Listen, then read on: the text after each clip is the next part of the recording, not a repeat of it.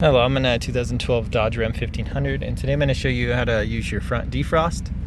So basically there's a little vent up there that'll spray air out and you can make it either hot or cold. Typically you want it hot if you're using the defrost since you're typically trying to melt ice and things like that's building up. But to do that, it's going to be controlled by your fan systems while you have this set to your defrost. So now it's on the defrost setting, which is either of these.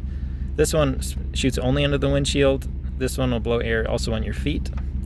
But from here, now we just turn the vent on. Now it's spraying air up there. You want it to blow lower, you can. You can make it hot or cold here. And then often you may still want the AC activated here even if you have it hot, just because that AC system can pull moisture out of the air, which will keep it from fogging up your glass. And if you want the rear glass defrosted, this is for your rear. So we push that and now the rear is activated. And basically that would start to help melt any ice off the back as well.